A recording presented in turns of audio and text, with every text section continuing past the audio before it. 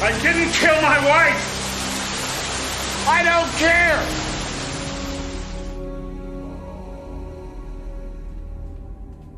Hello, everybody. Welcome back to another sweet podcast. This is Kieran, the host of Citizen Frame, the spoiler-filled and harsh language podcasts that crosses no boundaries. What's that saying? Crosses no boundaries. We push boundaries. We push boundaries. If we didn't cross boundaries, we'd just be a normal podcast. Yeah. Oh, yeah. we push the boundaries of taste and decency. There we go. Like that. Today I'm joined with the usual band of misfits. That is Colin. What's up, man? How's it going? All right. And Trevor. All good, Kieran. Good to be here as always. There you are. This is going to be kind of a fun one, especially because I got Colin on. And the reason I bring this up, when we first did this podcast, God, we're coming up in 2 years. If we're not over that now. It's actually over 2 years now. Yeah, I think so. I made a little, you know how you make that comment? I grew up with Harrison Ford. You know, it's a saying that we say. Oh, yeah. You grew up with Harrison Ford. How do you forget about that? So there's the whole running joke of the first few podcasts we did was, oh, his good friend Harrison Ford. Well, when you did grow up with him, Kieran, you just brought all this back. You should have stayed quiet.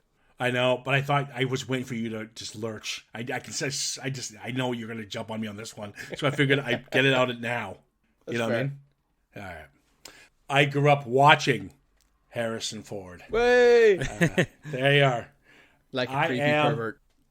Oh, what? Here's the cool thing here. We haven't talked Harrison yet, and I am a big Harrison Ford fan. In Same the here. 80s, you couldn't touch Harrison Ford. From Indiana Jones to Deckard, from Blade Runner to John Book, from Witness, obviously to Han Solo. He left. Not a lot of actors can have all these characters you can name just in, you know what I mean? Yeah. You got Lethal Weapon, Martin Riggs, and he's got Mad Max. So, Mel Gibson could do it. He's got two. But Mel Gibson was Ford, actually considered for the role of Dr. Richard Kimble, by the way. Oh, I did not know that. There you go. The more you know, from Trevor. But Harrison Ford's always been known to be a douchebag, and I don't like actors who are douchebags because it's the fans that make them. But I think I kind of get why he became kind of just very Grumpy and arrogant. And I thought about this, and we got we all know him for the ones I just mentioned, mainly from Star Wars and Indiana Jones. And I don't think he gets the respect he deserves as an actor. I agree with you, Kieran. He was nominated for Witness, which is a fucking brilliant film. Then he did The Mosquito Coast, another brilliant film. Then he did Frantic, which is another brilliant film. Then he did Working Girl, which is another great film. Then he did a great movie called Presumed Innocent. Then he did a cool movie, was outside the box for him, called What Lies Beneath. My point is, anytime people talk Harrison Ford, they only talk about two things. The man with the big space bear and the man with the whip. And he probably got so sick of it, and no one else is seeing his other films that shows his real potential, who this guy is. This guy's not a movie star. He's an actor. I agree. And so I understand why he's so dismissive of playing those other parts. Yeah. And also... why he... Sorry, go ahead. No, you're fine. No, recently he was asked, where he popped up on the latest Star Wars film as a sort of ghost. He was asked on some talk show or something, was his return in this film, was it as a Force ghost? And he was like grumpily turned around and said, I have absolutely no idea what a Force ghost is, And I like his grumpiness, and I like his sort of no nonsense type, attitude. I understand it. Yeah, and I think that's what I'm saying. And he's just I think he's underappreciated. Yeah. So that being said, my massive opening statement there, we're talking the 1993 Fugitive. And the reason I brought up what I was talking about was because this is, I think, quite frankly, his best performance ever. And he's done some great ones. But also, he kind of mixes both angel and demon. he kind of mixes the action hero, kind of, that he's known for, but he also shows the acting chops he has shown with movies like Witness and Mosquito Coast. Because I'll tell you now, watching this for this podcast, Harrison Ford's performance is hands above his best performance to date. Let's just kind of start with The Fugitive. Okay. So, where do we begin? Let's start with the beard. I love the beard. Yeah. I remember when the film came out, we saw it in the theater, and no one liked it because Harrison Ford has always been the clean cut, apparently good looking. Apparently the studio didn't like it either. Apparently the studio said we're paying big money for Harrison Ford and we want people to see his face. Yep. That was it. But I'll tell you what, and I agreed with them back then. But I always say, watching through podcast eyes, I completely agree with the director. Well, they reversed the disguise. Instead of him having no beard at the start and then getting a false beard and a pair of glasses and a funny nose, Hannibal from the A-Team style, they actually give him a beard at the start and he just had to shave it off. From a narrative point of view, it works. Yeah, because we all know Harrison Ford is a clean cut, handsome, tall, preppy. And I'll tell you what, man, it works. No, it's when he's escapes and he's got to shave the beard, he does look completely different. It actually works. You would have to do a double take. Not only that, when he has the beard at the start, he looks like a fucking doctor. Yeah. You know what I mean? It's it's part of that whole, sort of very sort of serious and almost pompous doctor type character before he's accused of murdering his wife. Yeah. Harold Shipman almost, Yeah, I just think going seeing it through a different perspective now, I get it. I actually respect the beard. And there's a scene with the police interrogation. And watching again, I've seen this movie numerous times when the police are just going, so there's an insurance policy on your wife. And Harrison Ford's just sitting there, and you can see him shaking as he's playing with his beard, as he's being interrogated by the cops. And he's starting to realize that they're thinking he's the one who killed his wife. Yeah. It is a fucking power scene. It's such a good scene. Such a great scene. No, apparently with that scene, the reason that has a bit of that sort of drama to it is Harrison Ford didn't know what the questions were going to be. He had his script, the police had theirs, so he didn't know what questions were going to be asked, so he was just improvising a response based on... A lot of the film is improvisation. That is true. That's really cool. I had no clue. Yeah. That is really cool, because actually when you see the scene... script wasn't finished when they started shooting. Yes, that's interesting. I know Tommy Lee Jones improvised a lot of his, including the old "Think Me Up," a donut with chocolate donut with those little sprinkles. That was one of his. And the "I don't care" line was a suggestion of Tommy Lee Jones as well. It was originally a different line. Yeah, it was meant to be like "It's not my problem" or something. Yes, yeah. And he thought. Oh. And apparently Tommy Lee Jones did have a lot of say in what his character said. His character's lines. Yeah. Well, you know what's funny? You guys talking about that, because I had no idea about the improvisation. Yeah. You can see, when I think about it now, especially Tommy Lee's. Yeah, and I can see it, especially the donut one. Yeah, and also with the scene where he shoots the bad guy in the house, the other prisoner, and then he actually skims one of his partners, like his back or whatever, and then your man's in shock and goes, the cop says to him, what the fuck were you playing at, or words to that effect. Tommy Lee Jones then goes very sinister, I don't back down for no one, or I don't compromise, or words to that effect. No, he says, I don't bargain. Yes, that's what it is, yeah. And that was Tommy Lee Jones's decision as well to use that line. It's a great scene, and I actually have that in my notes, with who he this guy doesn't fuck about. Yeah, so what I like about it, I don't bargain, meaning I don't give a fuck. My job is to hunt these guys down and to bring them in. And it ties in also when it ties in with the line to Harrison Ford, I don't care. I don't care whether you're innocent or guilty. I'm just here to do my job, and that's to get you in. Yes. And I'm a badass. Yeah. Speaking of that scene, we talk about the dam scene, and the dam scene is very famous because that's when they lock eyes, and he says, "I didn't kill my wife," and he says, "I don't care."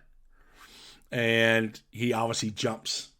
Now, here's the funny thing is, the acting is so up, and I'm curious on Colin's perspective on this one.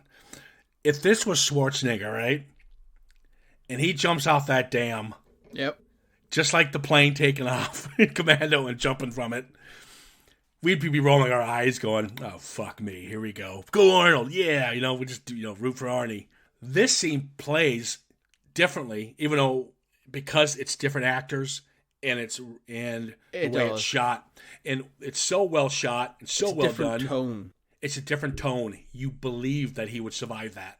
Well, it's not even so much that you believe he would survive it. It's the drive. It's this man is determined to either evade the law and is willing to die, or take his chance at this plunge and try and see. He never gives up. They even said it in the film.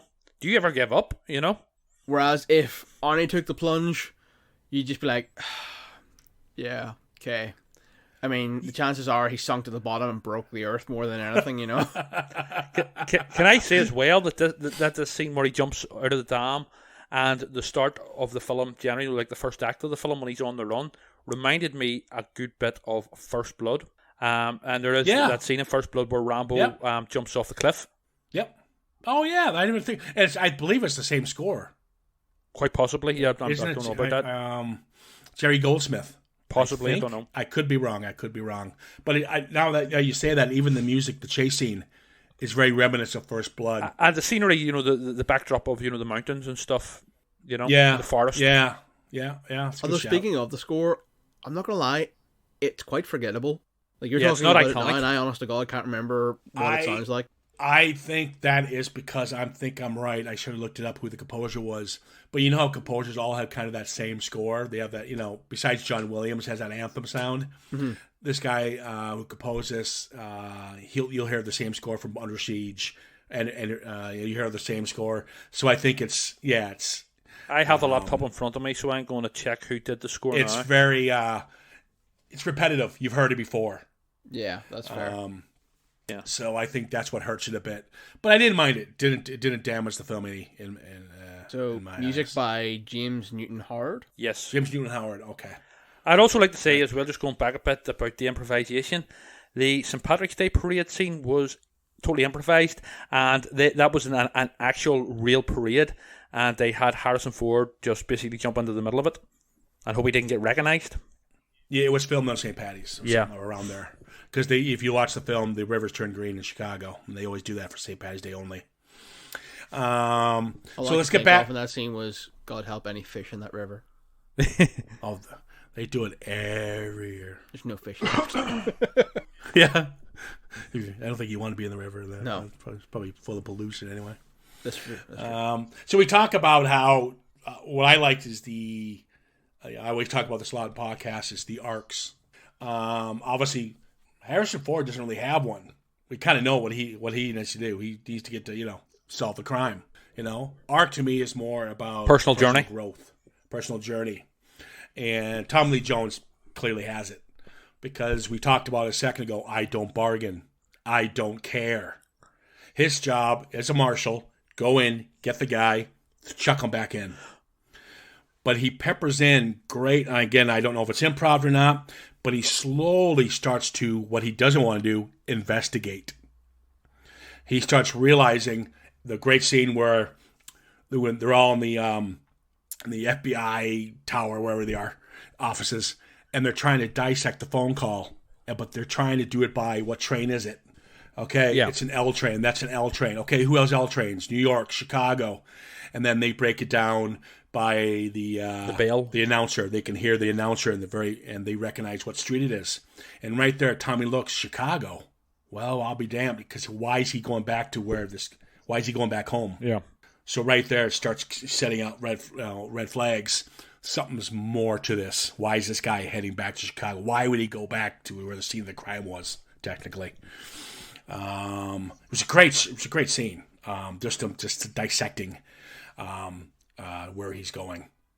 I do have a question. Go ahead. Go for it. Sykes, the one-arm guy. Yeah. Who the fuck hires an assassin with a one arm? Because he was the head of security at the. He was obviously a trusted sort of killer. You know, he would be up for most things. But he was a former cop, so he was obviously trained. And also, well, it's obviously a reference to the original TV series, which is actually pretty good as well, where the killer was a one-armed man.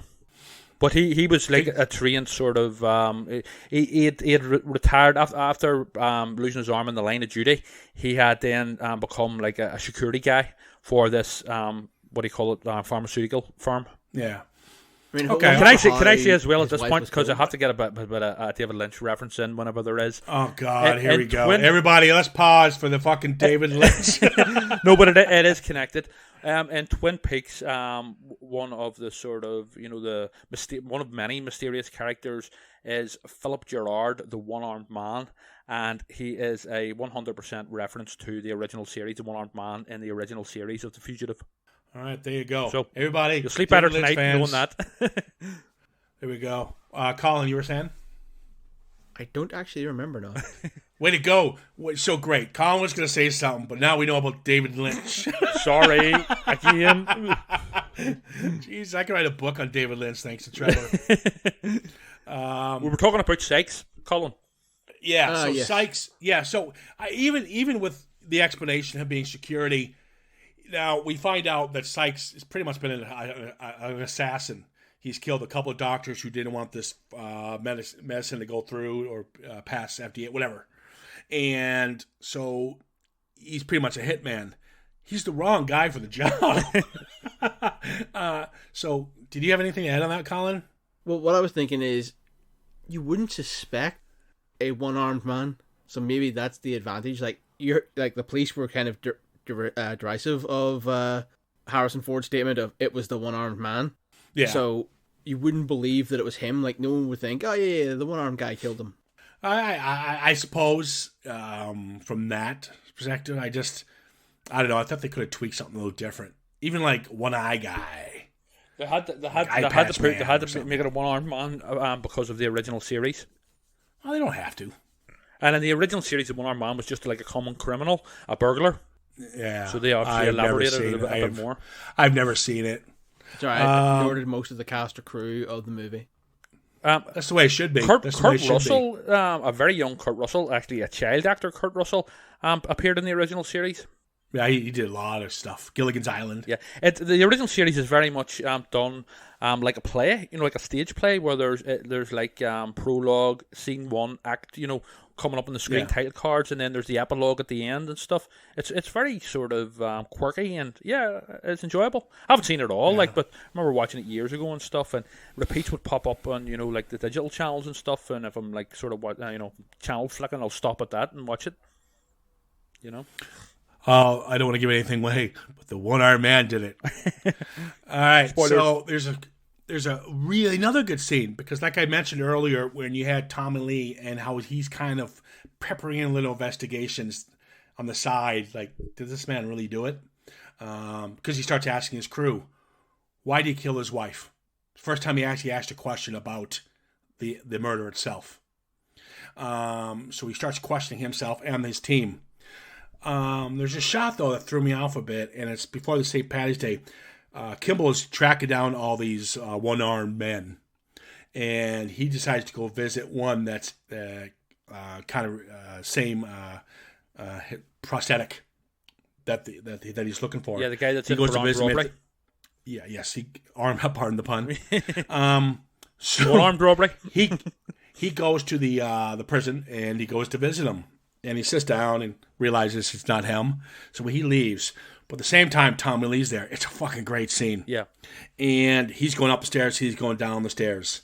And Tommy's Gerard stops him. And all he says is, Richard. And obviously, instinct, Harrison Ford looks up. And the chase begins. Now, he escapes, as we know. But there's a shot where the doors are closing. And he gets his foot stuck.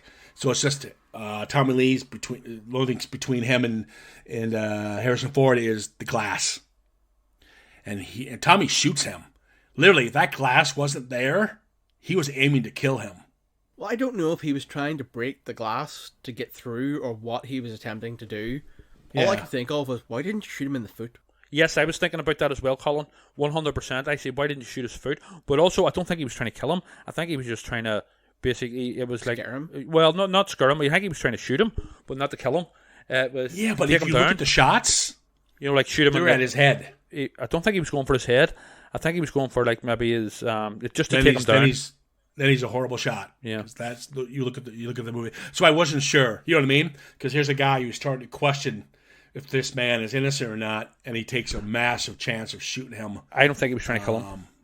Okay, maybe he knew it was the restrained glass or bulletproof, whatever. No, I think he was trying to hit him, but maybe like say on the leg or maybe something like his back or something, just to something to bring him down, to stop him in his tracks, but not to actually kill him. I could be wrong, obviously. Essentially, that scene's set up for tense, dramatic reasons. But again, it goes back to my thing with the dam, and you mentioned it. We talked about Colin with the Schwarzenegger thing. It's not over the top, but technically, he probably wouldn't have got away. Yeah. That place would have been surrounded by cops in seconds. But you believe it, you buy into it because you're rooting nothing but for him. You want him to escape. So all the plausibility kind of around it, it's gone. Well, you don't care. You don't judge the film based on that. I've been keeping this till later, but I have one complaint about this film. So I'm going to put it out now. We're talking about plausibility. Yeah, I think it is an utterly fantastic film. But one thing that I do believe lets it down is the finale, and that is whenever Kimble and the German guy, the other doctor, both turn into fucking Rambo. And I think the film at this point doesn't know whether it's a thriller or an action film. We'll get to that. Yep. We're coming to it. I will argue that one. So as the movie goes on, there's a scene in the subway where he finally confronts the one-armed man.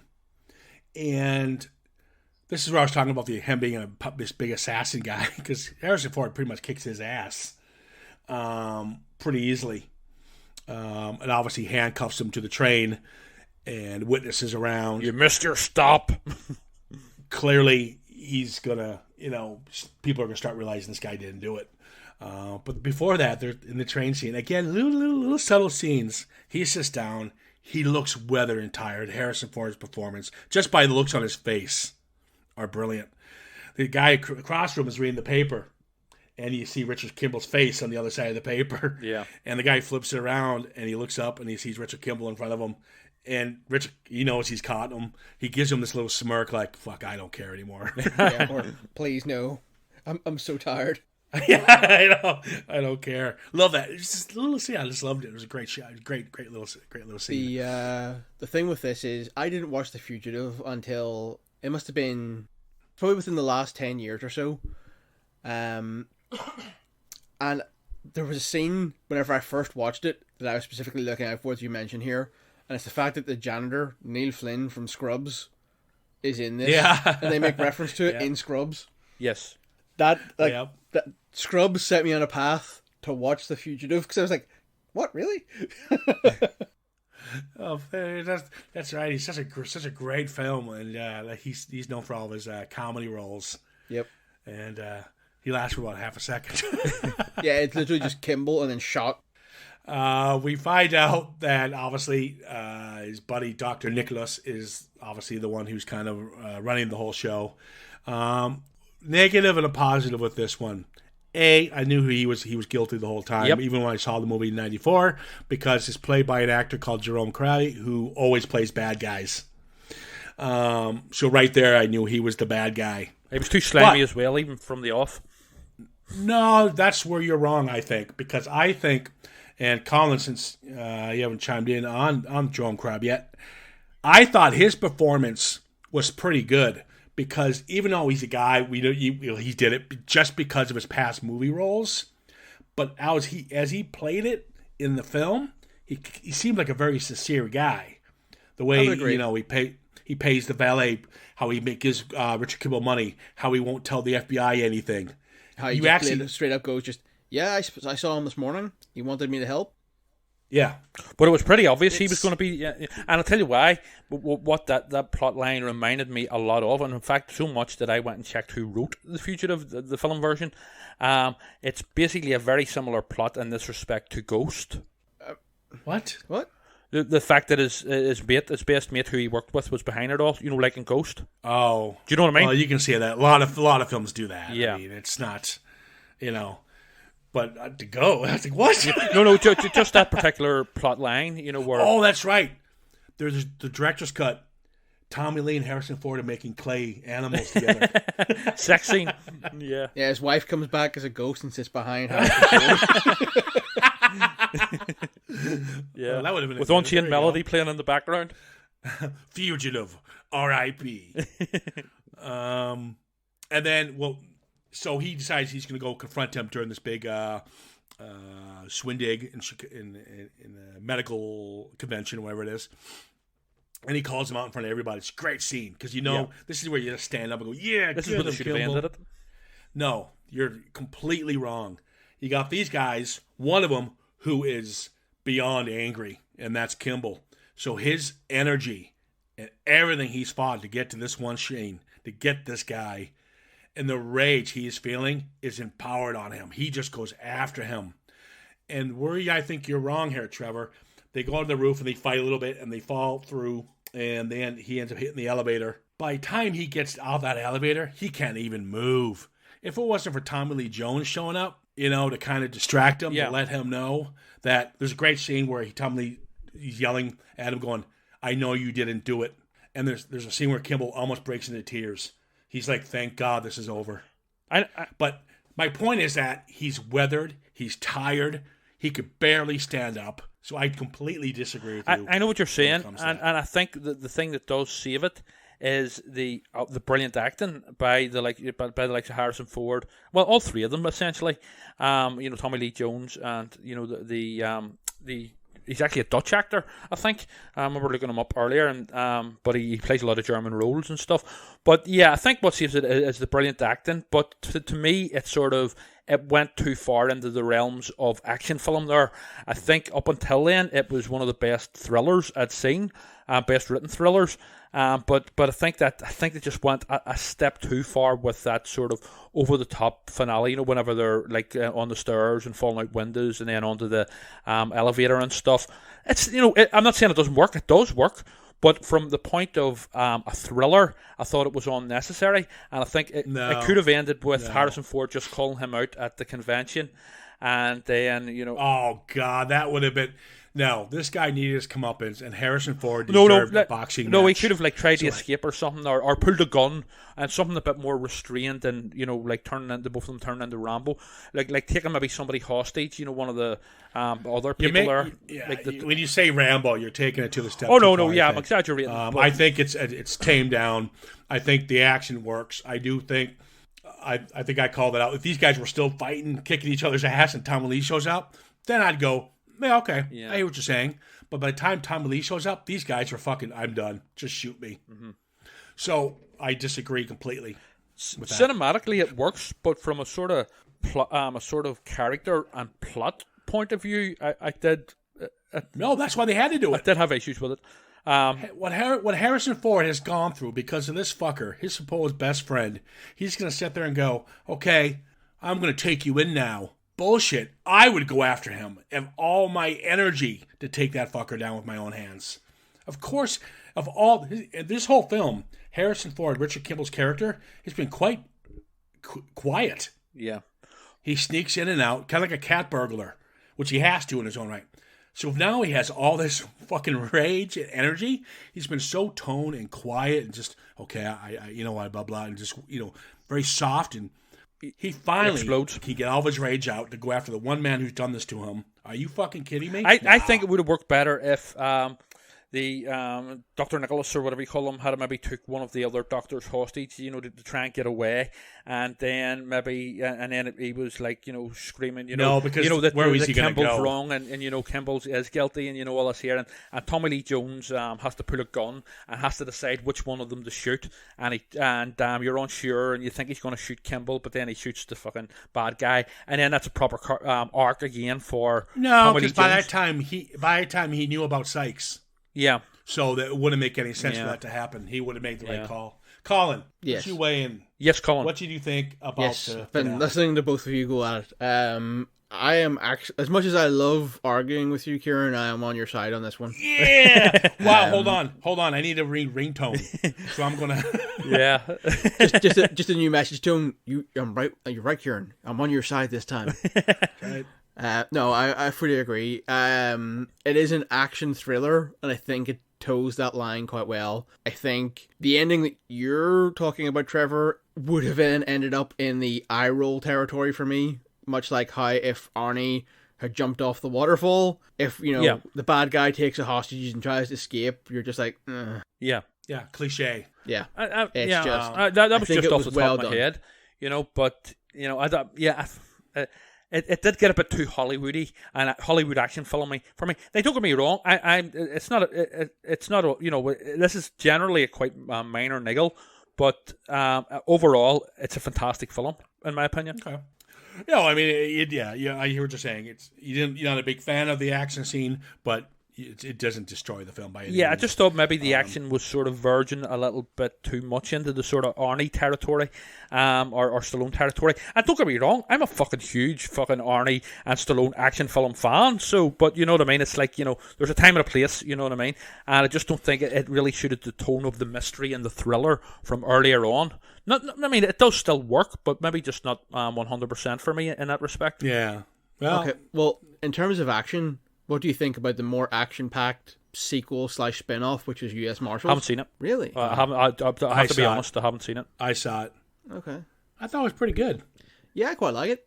I enjoy it. Wesley Snipes. Fugitive, Wesley but Snipes it's good. is Robert Downey Jr. Wesley Snipes, and Tommy Lee. I thought it was all right. It wasn't offensive by any means. No, I mean it did average. I own it. It's a good movie. It's a good watch. Yeah. 100%. Yeah, you can check it out if you like Fugitive. Check out U.S. Marshals. A lot of people might not realize it was because they call it U.S. Marshals. It's more about obviously Gerard, who Tommy Lee got the Oscar for the movie. I have a question for you guys as well. Not U.S. Marshals. Yeah, you got the movie for Fugitive. You got the Oscar for the Fugitive. Hence why U.S. Marshals got the spin-off. I have a question for you guys now as well. But again, Harrison Ford, I honestly should have been. I just don't. I mean, Colin, we talked about Harrison Ford a long time ago. We kind of talked about Graham was on the podcast at the time. We talked about how he knew him for the roles that he probably doesn't like anymore. Han Solo and Indiana Jones. His performance. What do you think of what do you think of his performance in this film? You got to admit, it is spot on. It is, but I give the acting weight in this movie more so to Tommy Lee Jones. I was just about. That's the question I was going to ask you guys. Who do you think stole the show, Harrison Ford or Tommy Lee Jones? But see, the problem I'm having, two reasons. A, you said he improv'd a lot. When you're improving, you're a clown. And most of his improvs were more about, don't get me wrong, I enjoyed them, but they stand out, so they're going to be more fun. Like the bad guy. The bad guy always gets the standout role and the standout lines. Where Harrison Ford had to play, he just pretty much didn't talk the entire film. Yeah. But you can tell by his facial moves and like the scene I talked about on the train where he knows that guy's about to see his picture and how he just plays it off. You felt so sorry for this character. Sorry, go ahead. I feel it's harder to be able to play a character, be sympathetic, and do all this for him, be sympathetic and rooting for him, and barely say a word the entire film. I agree with you, Kieran. I think Harrison Ford's acting is not by far, but it's certainly the better of the two, and they're both great, I have to say. But with Tommy Lee Jones's style of acting, anyway, it's quite sort of ham-fisted and over the top and loud. And but with Harrison Ford, especially in this film, it is much more subtle and much more powerful. Therefore, because of it. Keep in mind, Andrew Davis, who directed this, started with horror, but he actually went to do a lot of action with Chuck Norris. He did quite a few Steven Seagal stuff, including Under Siege. which was a huge commercial hit for, and that's why he got The Fugitive. But Tom Lee was in Under Siege. Yeah, that's right. He was the And villain. he played this. He was the villain. He played the hammy, the over the top. So he pretty much just took that persona and brought it to The Fugitive. Yeah. True. But then, counter to that, I would say Harrison Ford, for the most part, always plays the guy who doesn't actually say that much. No, I mean, I don't think you've seen enough of his films. I Okay, that may be true. My experience with Harrison Ford is basically... Let me guess. Star Wars, Indiana Jones. Star Wars, Indiana Jones, and the Jack Ryan. Overall, I think, Harrison Ford, as you mentioned earlier on, Kieran, he's not, well, he is a movie star, but he's more of an actor as well. Like a serious actor. Yes. He's not just a movie star. This guy's a serious actor, and he's not just, there for the big roles and, just to, be a big star. He's a serious actor at the same time. Well, and let's just end on that note, because we'll just end on how I began the podcast with, that there's movie stars and actors. Very rare to get both in one, and he is that guy. Yes, I would agree with that. All right. I think we're all on board. We all agree The Fugitive is a solid film. Are we not? Are we leaving it at that? Is that correct? I would. Yeah, I'm happy to run with that. Yeah. Colin, you enjoyed it. I didn't think you would like it, Colin, for some reason. Don't know why. Really? Don't know why. No, it's a solid movie. I'm glad you liked it. Usually, I don't know. You always make me feel bad about my movies. That is true, but no, I'm with you on this one. I don't have much of a problem with it.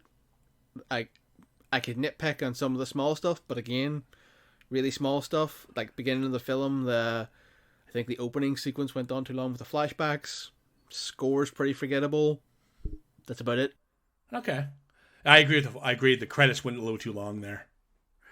That was all the flashbacks. Yeah, the credits are still going. We're halfway through the film. Directed by. Yeah. No, I think you're pretty spot on with everything. I agree. The score is kind of forgettable. It's pretty much, it's formulaic. It's the same music you get from First Blood and all these kind of, generic action thriller score. That's a wrap. Trevor, Colin, thanks for chiming in. I appreciate it. Thank you, Kieran. No problem. Big shout out. Trevor's new issue of Phantasmagoria is out this week. Yes. It is available on all platforms on Amazon. That includes Kindle and hard copy, as well as locally at Forbidden Planet. Yep. Is there anything I'm missing there, Trevor? No, that's about it, really. We're available, like you say, throughout the world from Amazon and also Forbidden Planet International, Belfast. There you go. Keep downloading us. Keep listening. Please follow us. Any ideas, any concepts, you want to make fun of somebody? Go for it. Go for it. You want to make fun of Trevor and David Lynch references? Please feel free. We don't mind. We'll take it all on board. We are out of this one. We'll see you guys next week. Thanks for listening. Take care of yourselves. All the best.